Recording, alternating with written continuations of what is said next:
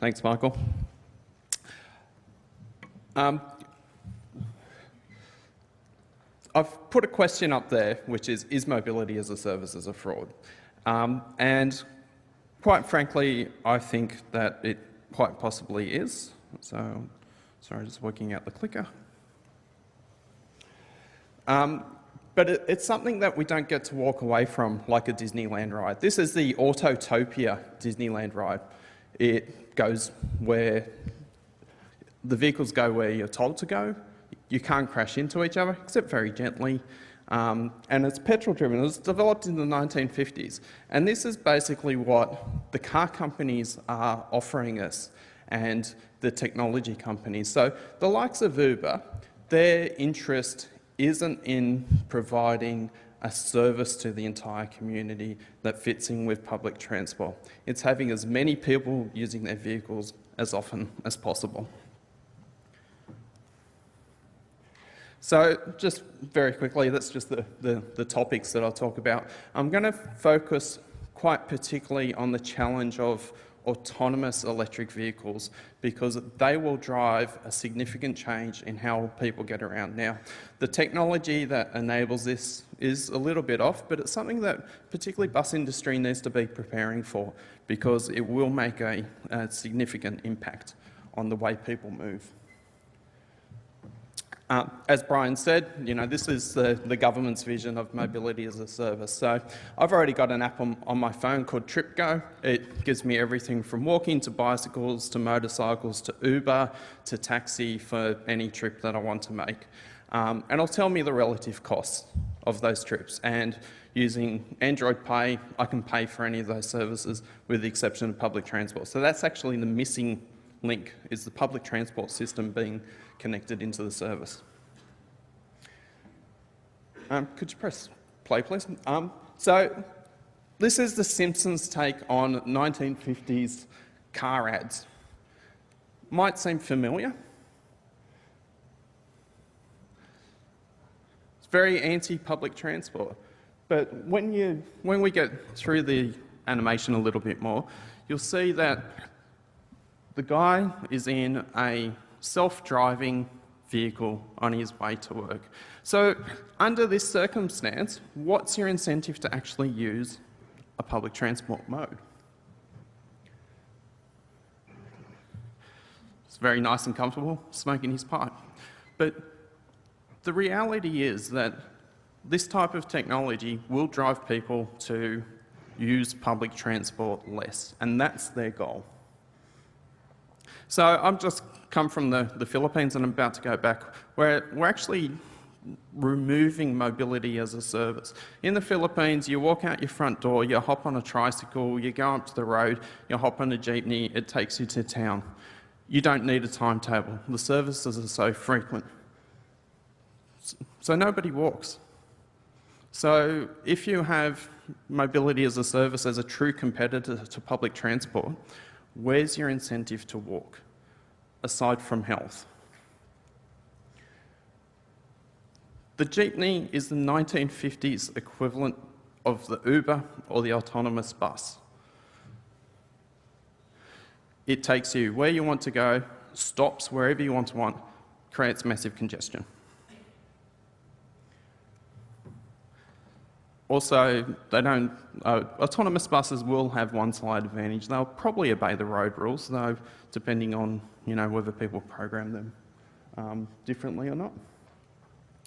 So the question when we look at mobility as a service, what do eBay, Airbnb and Uber have all in common? They're all developed by Ivy League educated young white men who moved to a major city, didn't want to use public transport, didn't want to stay in a hotel, so they created an app to disrupt the system to benefit them. And now they're rolling that out across the world. So what we're really getting to is in the situation of catering to the 9-year-old boy. That's what our public transport system's heading towards if we follow through on enabling Uber and Lyft to disrupt and dominate the market. So this is just some examples. This is my trip today. This is my options to get down from the hotel where I'm staying down to here. So, but you can see, you know, Google Maps, but then the other two are from TripGo, giving me the options of how to get there. Now, you look at the costs for the car, you take out the driver component of that, and it becomes incredibly cheap. So self-driving vehicles make changing to private vehicles incredibly cheap. Now, I'm talking about subscription services versus single trips versus ownership. Under a subscription service, their incentive is for you to pay as much as possible and use the private car, the private vehicle, as little as possible, and that's how they make their profit. In a single trip model, which Uber is at the moment, their incentive is for you to use the service as much as possible, so you pay as much as possible, and they make the biggest profit possible. The subscription service, I think, will only be successful if it's run or subsidised by government in the long term. So this just show them, so I'm not, you know, just showing off Hobart. Another trip in Sydney, another trip in Melbourne. You can see that the journey times for public transport and private vehicles during the peak hour are relatively the same, but the costs are significantly different. So if you look from left to right, these are my personal trip options getting to work. I can walk to the station, hop on a train, read a book, do some work. I can drive part of the way. I can take my car the entire way and not have any other activity. But when you add in an autonomous car or an autonomous electric car, unless I'm choosing it for health benefits or there's a cost incentive involved through government pricing,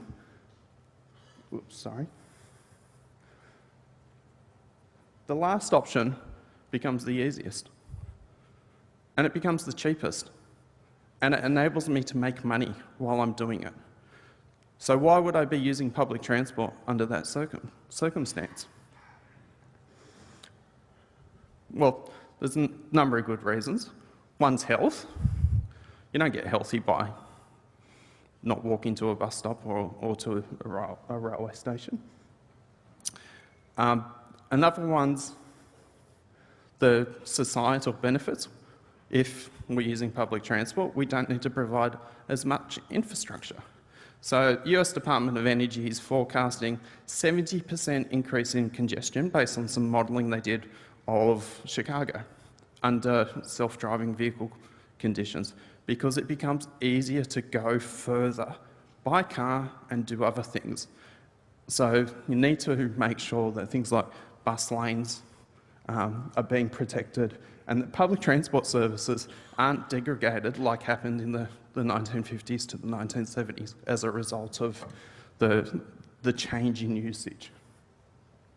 And ride sharing is a really bad misnomer for what Uber and the likes are doing, because it's really ride hailing. Uber started off as saying, we're enabling people who are going somewhere to share a car with somebody else.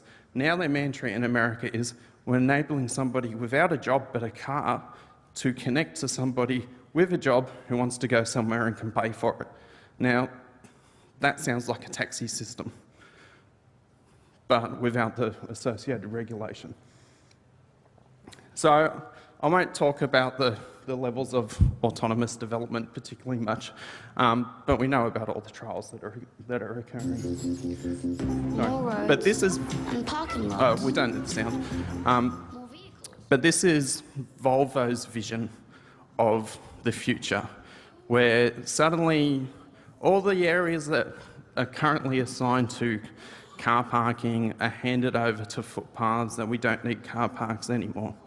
Now, when we don't have the car parking there anymore from electric autonomous vehicles and autonomous buses going around, where's the incentive, unless you've done a good bit of strategic planning like Brian's talking about, to actually transform that space?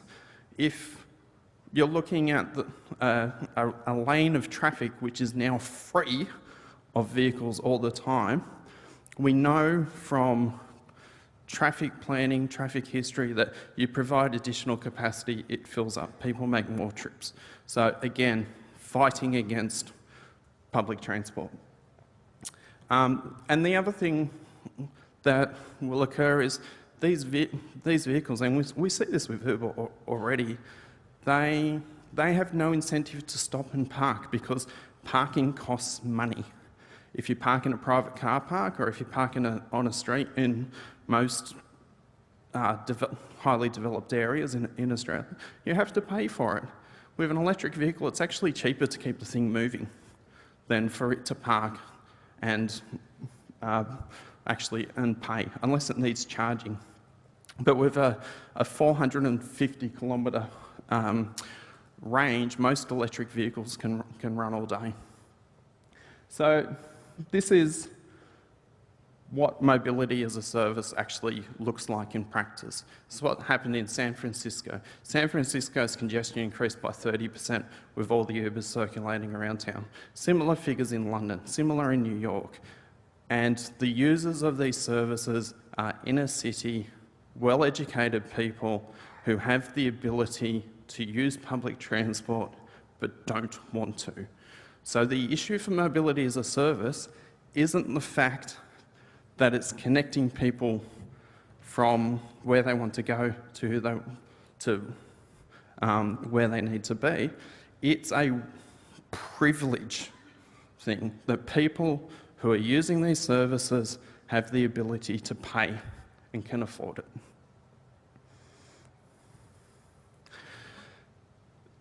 This may not be the case anymore since they've changed CBOs, but Uber publicly stated they want to sack all their drivers. Their goal is to have electric, autonomous vehicles that are on the road 23 hours a day. So you have a high capex up front, you have a very low opex because it's an electric vehicle with only 1 or 2 moving parts in it. And it has a battery range that's 20 odd hours of the day. You don't want that thing sitting there at all, so you will drive down the cost of participation, of use, to keep them running. So it's really important that people pay attention to what the risks of these vehicles are. So, could you play the video, please? So, this is really where you end up. I mean, it's in extremis and in space, but the ideal for the likes of Uber and Lyft is everybody sitting in their single-seater vehicle watching screens or whatever while they make their trips. Because that's how they make their money. They're for-profit enterprises. So when we look at the cost of these things, this is just a comparison of trips. So you've got driving yourself and driving yourself on the left-hand side through conventional public transport, electric vehicles, and autonomous electric vehicles. So you can see that the cost savings, when you consider that you can actually do other things while you're doing it, become quite significant when you go, obviously self-driving, you have no cost saving. But the cost saving for an autonomous electric vehicle is actually, when you consider your value of time, can be as high or higher than that of using public transport. So again, you'll have people who highly value their time moving to private vehicles.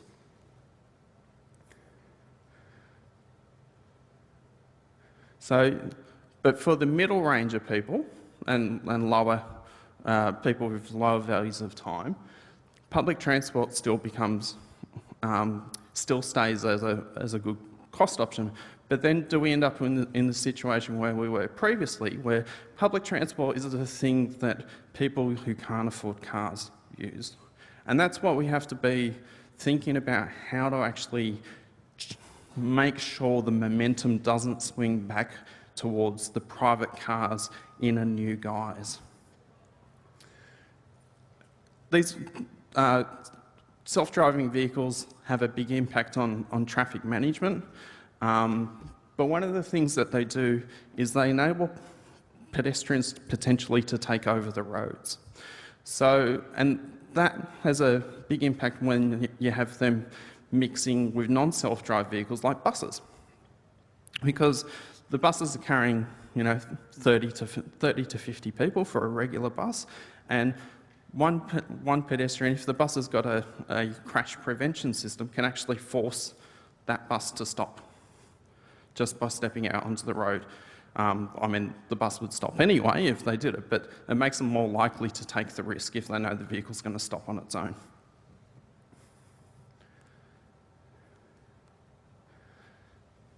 So people don't need to pay attention anymore because they know they can just wander anywhere. So then you end up in the situation where people start going, oh, well, we need to fence off. At a National Transport Commission workshop, there was a manager from a car sharing company who said, oh, we should just grade separate all pedestrians.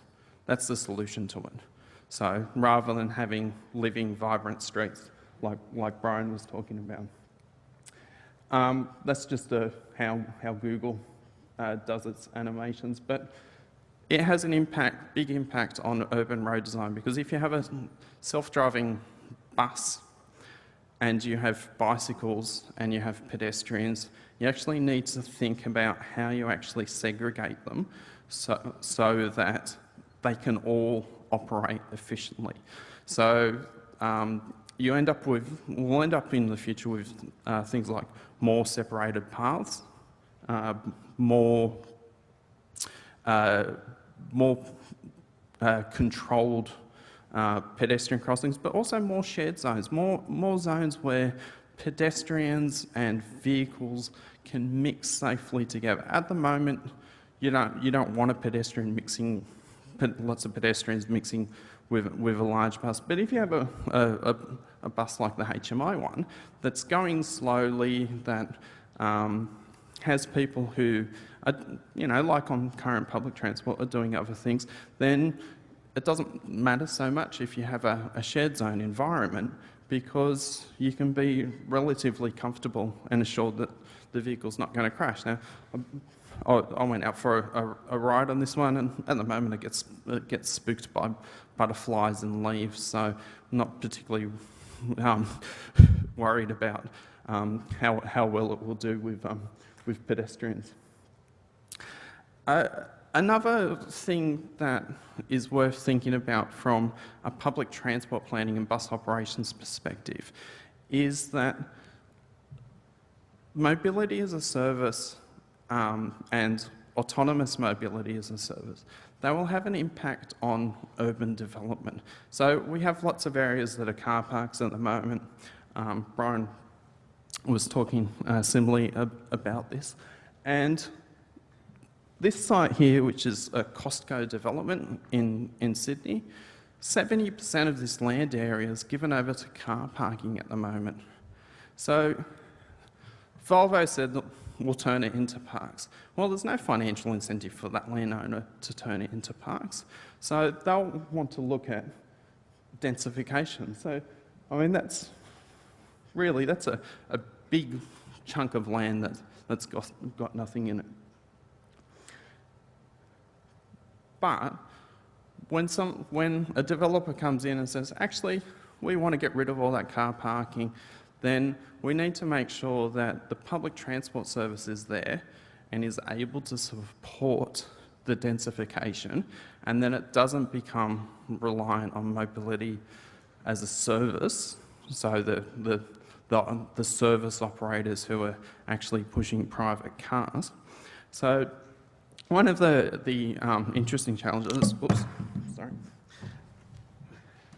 and unfortunately I don't have a slide for it, is we've just had the census journey to work data come out for 2016, and for Sydney it showed that growth in car usage outstripped public transport. So there was the journey to work data was that there was 157,000 of the new workers in Sydney picked cars as their journey to work versus 128,000 who picked public transport. Now, and Sydney's actually starting to slide back towards car usage with the growth, because while there's a lot of growth in development happening along public transport corridors, one of the things that the strategies are starting to address is that even though people are choosing to live on the public transport corridors, they're not necessarily working on the same public transport corridor. So you need to provide the cross connections. And the best way to provide the cross connections is through bus lanes and buses.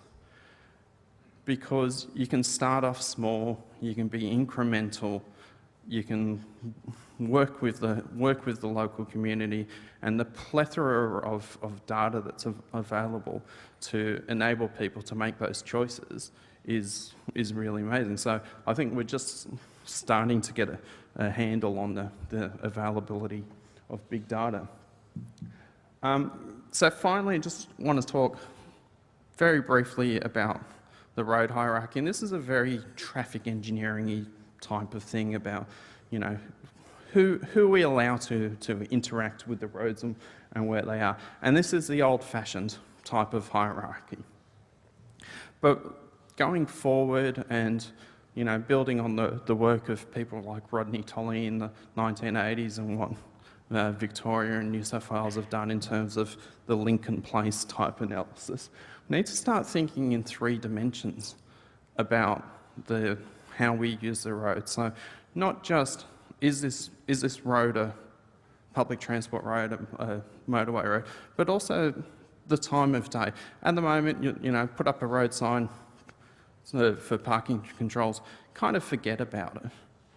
But using smart signs, you can create and traffic management information and also public transport patronage. You can actually start to change what the road's doing dynamically. So you can start actively favouring public transport in real time through monitoring congestion, monitoring the number of people who are on the buses. And when you start moving from moving vehicles to moving people and goods on roads, you start being able to actually take that forward. And this is just an ultimate type of hierarchy which you need to think about for the autonomous future. And finally, this slide is just to reinforce the importance of public transport, because mobility as a service will drive people to pick modes that are less sustainable. So if we go from left to right, we assume that the existing transport system, the congestion value is 100%. So Sydney's getting a 50% population increase, for example. More areas will be pedestrian prioritised. Ride sharing isn't really happening, so actual carpooling isn't really happening in Sydney, but apps actually make that possible. Back in the 90s, I was responsible for managing a database for carpooling, which required people to fill in a paper form and email it to Roads and Traffic Authority. And then you'd try and match them, and we got basically nobody signing up for it. Increasing mobility. Every time we build a new piece of transport infrastructure, more people use it, they go further. And that will even increase even more as cars become electrified and self-driving. Things like smart motorways, they're going to give us serious congestion management benefits. Reducing vehicle sizes. Electric cars and electric buses, because you don't have the big engines, you can actually reduce vehicle sizes, bring vehicles closer together. But in the end, we still end up with more congestion unless we maintain a good public transport system and enhance it and build it. and keep it going.